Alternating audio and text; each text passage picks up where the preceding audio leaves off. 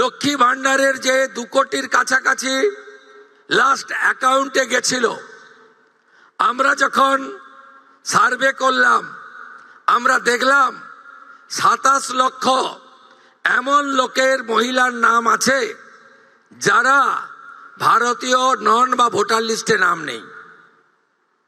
এক্ষেত্রে কিভাবে মৃত ব্যক্তির নাম আছে, এখানে থাকে না এমন লোকের নাম আছে, 3 জায়গায় ভোটার লিস্টে নাম ছিল, 3 জায়গায় টাকা অ্যাকাউন্টে ঢুকছিল এমন লোকের নাম আছে। আমরা এই লোকেদের নাম কেটেছি, কারণ সরকারের টাকা ভারতীয় ছাড়া অন্য কেউ পেতে পারে না, কোনো অভারতীয় পেতে পারে না। আমরা এক্ষেত্রে ছাড় দিয়েছি। যারা বাংলাদেশ থেকে শরণার্থী হিসাবে এসেছেন, সিএতে আবেদন করেছেন, তাদের ক্ষেত্রে আমরা যতক্ষণ না সিএ নিষ্পত্তি হচ্ছে তাদের এই সামাজিক ভাতা চালু থাকবে, আটকানো হবে না। শুধু তাই নয়, প্রশ্ন তুলতে পারেন এরা তো মূলত হিন্দু। আমরা সেক্ষেত্রে আমাদের লোক ধর্ম পালন করেছি। যারা ট্রাইব্যুনালে অ্যাডজুডিকেট হয়ে ট্রাইব্যুনালে আবেদন করেছিলেন তাদেরকেও আমরা যতক্ষণ না ট্রাইব্যুনালে তাদের বাতিল বলে ঘোষণা করছে তাদের এই ভাতা চালু রাখার সিদ্ধান্ত গ্রহণ করেছি। এতে কি কোথাও ভুল হয়েছে? আপনি ভারতীয়, দেশ আপনার প্রথম। আপনি সরকারি এক্সচেকারের টাকা, ট্যাক্সের টাকা কোনো অভারতীয়কে দিতে পারেন না। আপনি বলুন, আগের সরকার মহিলাদের জন্য চালু করেছিলেন 500 500 500। এই কর্মসূচির উদ্দেশ্য ছিল মহিলাদের অ্যাকাউন্টে যাওয়ার। আপনি অবাক হয়ে যাবেন, এই 2 কোটির মধ্যে 10 লক্ষ পুরুষ বেরিয়েছে। বলুন আমার মা বোনেরা, দিদিরা, লক্ষ্মীর ভান্ডারের নামের টাকা কি পুরুষের অ্যাকাউন্টে যাওয়া উচিত? তাই ঝাড়াই বাছাইয়ের প্রয়োজন ছিল। সমালোচনা হয়েছে 12 পৃষ্ঠার ফর্ম। অ্যাকচুয়ালি 4টে পৃষ্ঠা ছাড়া ফিল আপ করার ছিল না, আর একবার আপনি ফিল আপ করে দিয়েছেন, একেবারে পোর্টালে আপলোড হয়ে গেছে। শুধু এই স্কিম নয়, ভারত সরকার, পশ্চিমবঙ্গ সরকারের আরো অসংখ্য স্কিমে আপনি সুযোগ পাবেন। আপনাকে আর দ্বিতীয়বার ফর্ম ফিল আপ করতে হবে না। তাই আপনারাও সহযোগিতা করেছেন, আমরাও আপনাদেরকে, আপনাদের ধৈর্যকে আমরা কুর্নিশ জানাই। আমরা 4 দিন ব্যাপী যে জনকল্যাণ শিবির করেছিলাম, এই জনকল্যাণ শিবিরে 8,15,000 দিদি এবং বোন অন্নপূর্ণা যোজনায় নাম নথিভুক্ত করেছিলেন।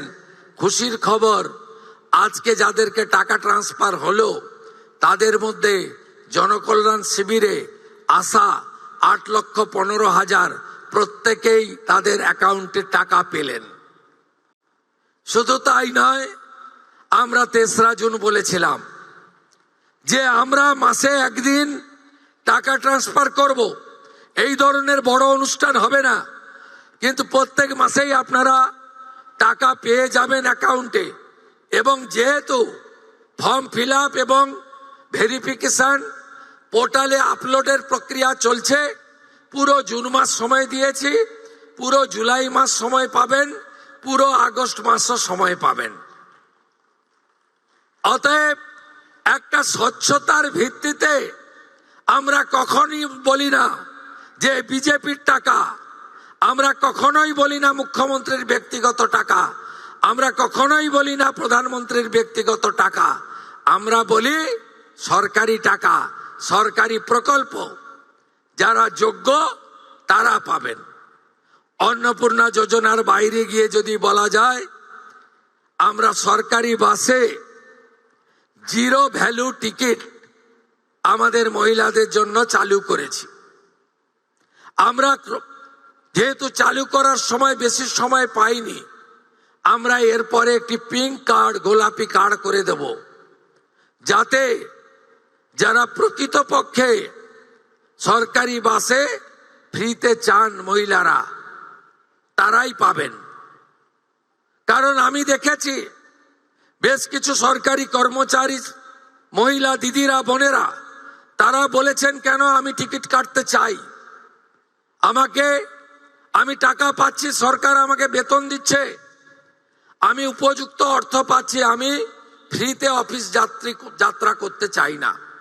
আমি তাদেরকে কর্নিশ জানাই যে তারা চান যে এই ধরনের অর্থনৈতিক সাপোর্ট, সহায়তাযুক্ত কর্মসূচি কেবলমাত্র প্রকৃত প্রাপকদের কাছেই যাক, ছাত্রীদের কাছে যাক, চা বাগানের শ্রমিকদের কাছে যাক, অন্যান্য চিকিৎসা করতে আসা গ্রামের মহিলাদের কাছে ফ্রিতে তারা বাসে ভ্রমণের সুযোগ পাক।